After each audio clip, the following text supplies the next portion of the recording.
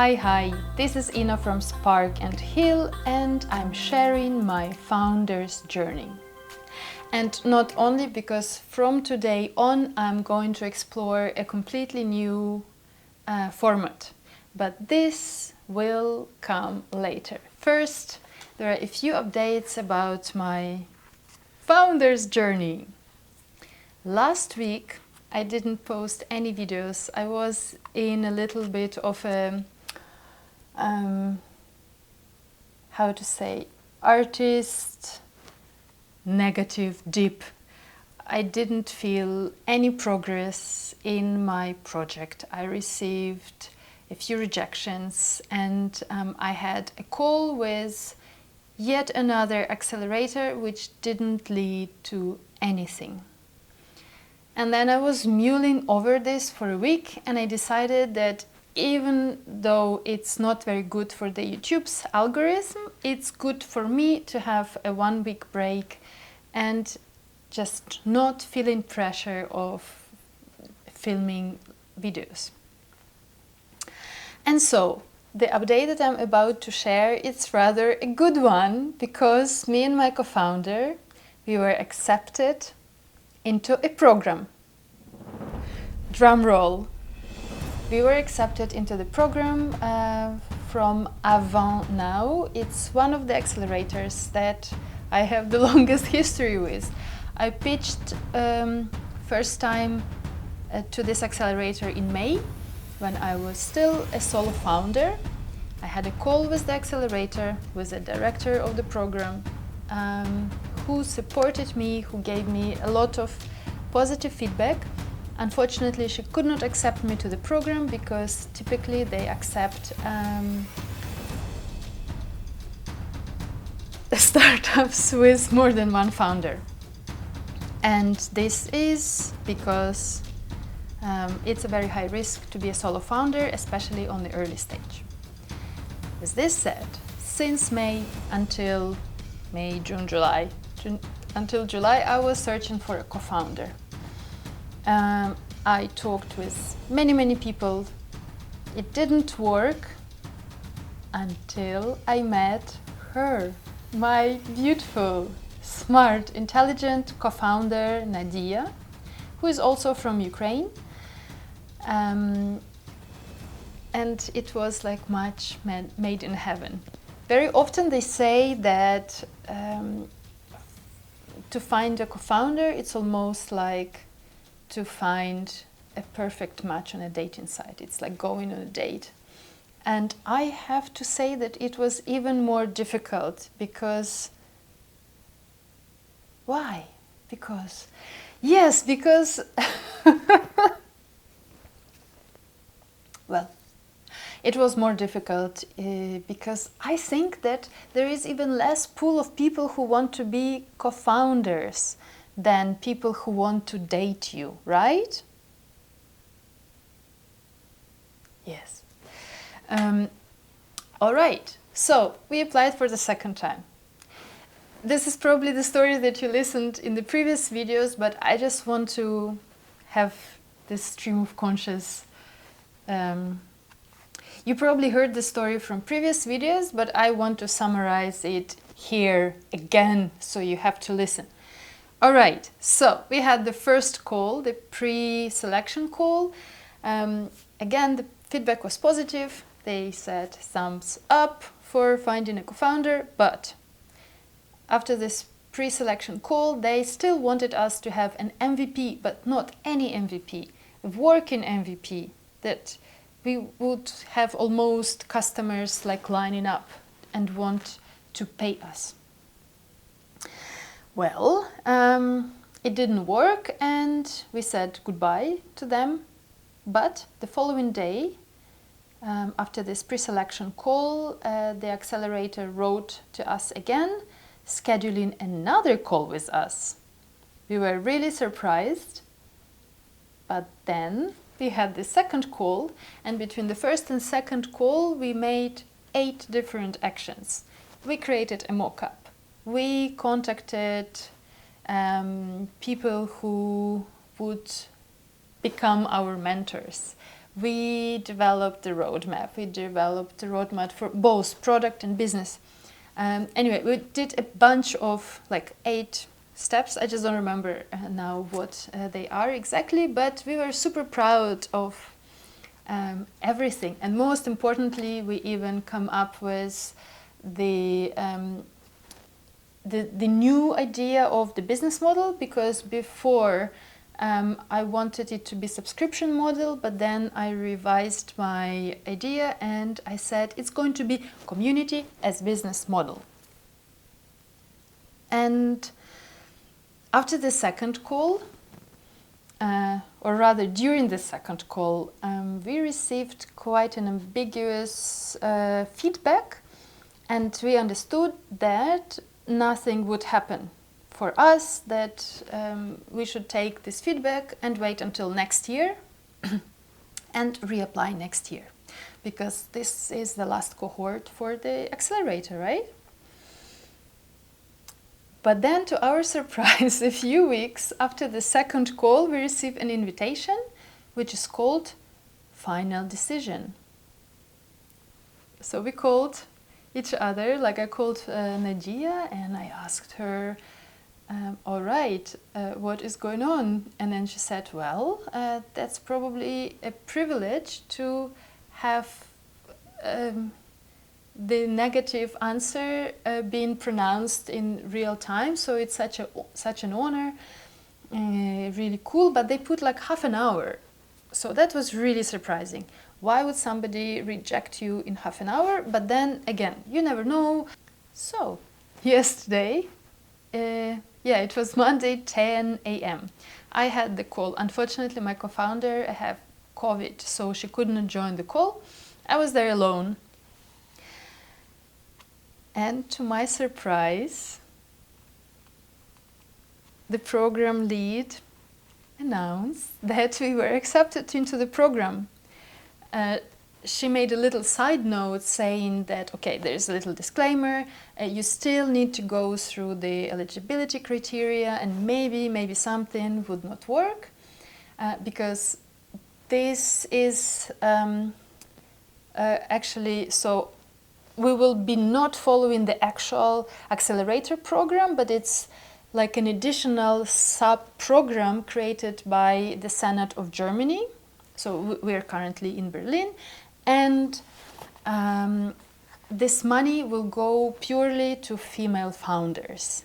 And so this is like a sub-program, special program for women, and the Senate, or like people from Senate, need to approve the budget, and they also want that certain eligibility criteria are met, blah blah blah.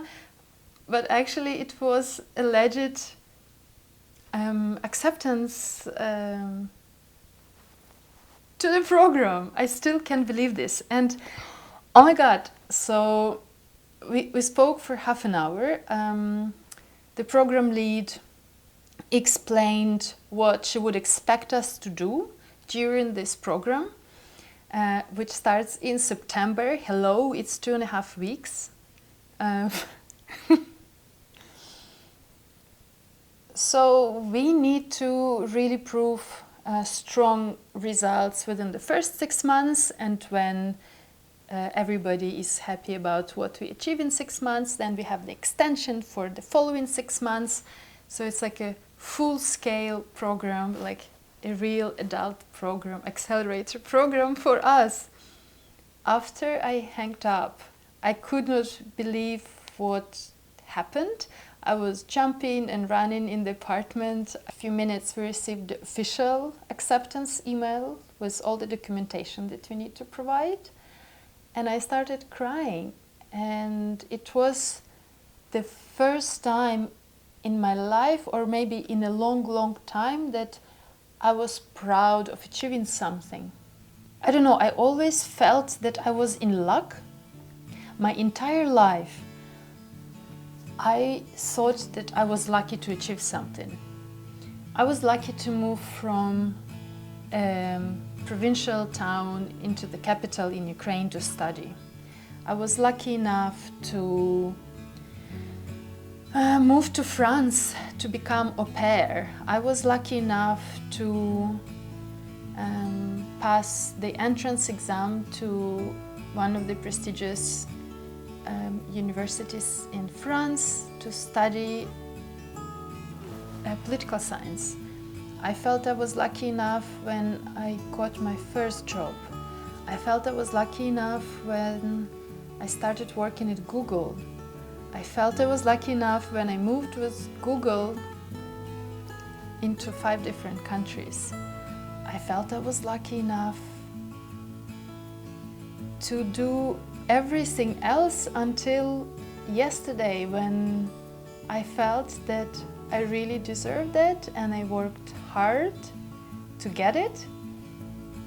I don't know, probably I need some very intense therapy to take credit for all of the achievements that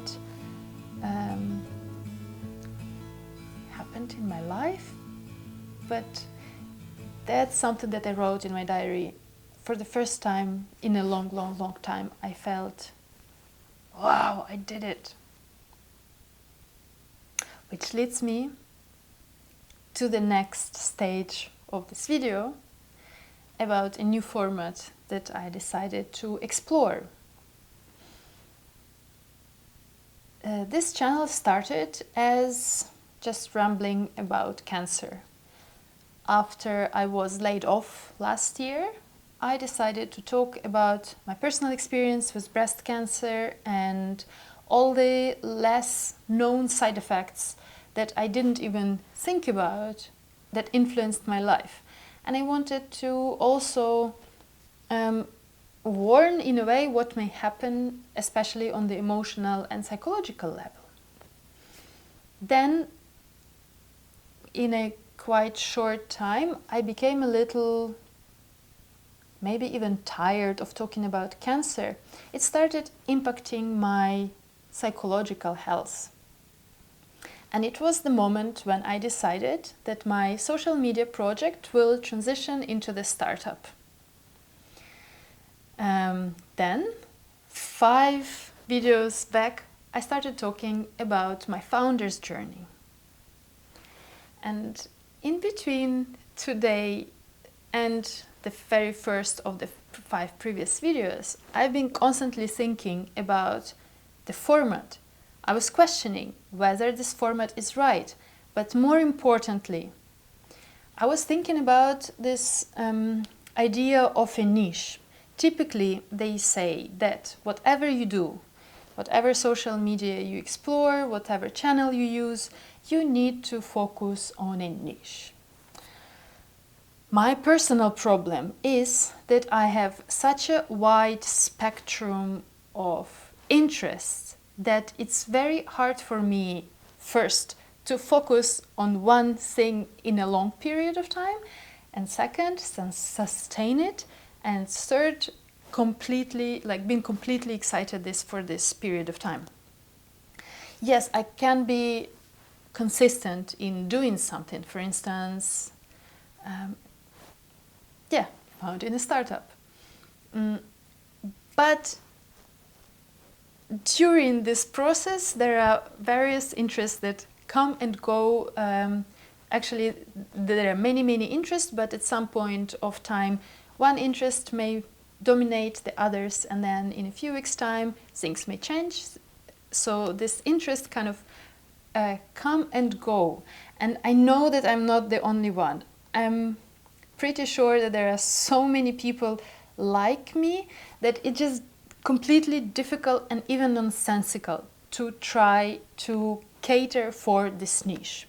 So from today on, I decided that in each of my vlogs, I will talk about all of my interests at the same time, maybe focusing on some of them and neglecting the others, but then when some of the other interests resurrect, I will talk about them.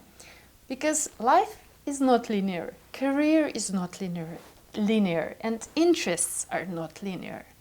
And in the end, I'm not here to become a niche person. I'm here to talk about whatever is important to me, hoping that this can be helpful to somebody else. And so, if I assume that I'm this crazy lady with multiple interests, so I'm definitely not the only one. And even if it's a small audience, I'm fine with that. I hope it makes sense. And I'm going to continue in the next segment. I want to start this segment with Toastmasters, because Toastmasters is something that's been contributing to my personal success and the success of my YouTube channel for some time. There were several things that I was afraid of. First, I was afraid to look at the camera and to speak, just say something, and second of all, I didn't know how to speak. Even though I have quite an extensive experience of public speaking in the past, I spoke quite a lot at Google, for example, on different events. But the only difference was that during those events, I had a presentation, I knew the subject super well, and I felt quite comfortable talking and talking again about the same subject. The difference today is that I was speaking in front of this little tiny camera in my apartment. I had a subject, but I didn't want to write a presentation or a text to learn it by heart and then to speak about this. I wanted to do this improv talk. I figured out that while I was comfortable talking about a subject that I felt very comfortable about and knowledgeable about, I didn't feel good to speak like that about anything. And so for me, Toastmasters was the answer. I knew about Toastmasters long time ago. I have a few friends who were part of the club. If you don't know, in short, Toastmasters is a club. It's an international, worldwide club which exists in any big city, which teaches you public speaking. The strength of the Toastmaster Club is that you have a stage to talk about anything, and then you get the immediate feedback from fellow Toastmasters, most of whom are very experienced public speakers. You have the opportunity to do two types of talks. First, it's a prepared speech that you have to prepare in advance. The second type of speeches are very short speeches, which are called table topics. And then the person who is the table topics Toastmasters calls out people from the audience, and they have between 1 and 2 minutes to answer this question. And so this is like the improv kind of part of the Toastmasters, and that's why Toastmasters are great. And I have noticed that my speaking skills have improved. When I watch my past videos, I clearly see a progress. So, Toastmasters, thank you for my personal development and success in my YouTubing. Which brings me to the next topic, because it's connected to the Toastmaster speech. It's about how to become good at anything. I'm very inspired by Tim Ferriss, especially in the past, like 5 to 6 years ago. I watched a lot of his videos, especially those about language acquisition, because I'm very much interested in languages, and he came up with a very interesting method of learning almost anything like a pro. And this method, it's called meta-learning. And so the gist of this method is to look at a skill that you want to learn, decompose it, look at the structure, then try to understand the Pareto kind of principle of each skill, like 20-80 principle, how you can leverage 20% of the skill to be 80% efficient. I'm going to explain to the Toastmasters in 4 to 5 minutes. I have to explain this method. That's the topic that I chose. Then another thing that this topic about meta-learning prompted me to do is to resurrect my German. The thing is that I've been living in Germany for 6 years now, and my German is very, very basic. And there are a few reasons for it. Reason number one is that in my day-to-day, I don't need to speak German. So I decided to study German 25 minutes every day for the next months and to see what will happen. What I did today, I asked Claude to generate the most frequent words in the food universe, because in the end I go out for food and I talk a lot about food. I like cooking. So Claude generated me the most frequent words about food, expressions about food, and I'm now trying to learn and integrate this knowledge. And from today on, I will be watching YouTube videos about cooking.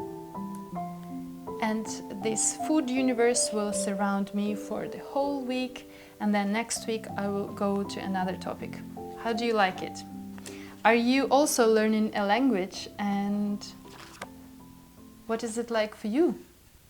Turns out I consume lots of information, but unfortunately I don't remember all of it. And so I decided to combine it to put them in one place. I watched videos about second brain, and I watched a lot of productivity videos, blah blah blah. I tried to use Notion, but unfortunately I do not have the Notion brain. I am a more creative type, and as I explained to you earlier on, I want to explore different topics on this channel, not only one particular niche. So the same goes for my organization, for my kind of information organization. I cannot be very organized. It needs to be creatively organized. So I downloaded Obsidian on Saturday. I downloaded Obsidian and I decided to organize all of my information there. And also, I give myself 1 month to see how it goes, whether I like it or not, and what's my learning from this. And that's it for today. 2 things that I want you to remember. First, I will be releasing these videos twice a week, on Tuesday and on Friday. So this is one. And the second one, if you want to continue watching them and if you want to get the reminder about them, don't forget to subscribe to my channel. And last but not least, please leave a comment about this new format and tell me, did you learn anything new? Did you like the format? And what do you think about this whole YouTube situation? Having this said, bye bye and see you on Friday.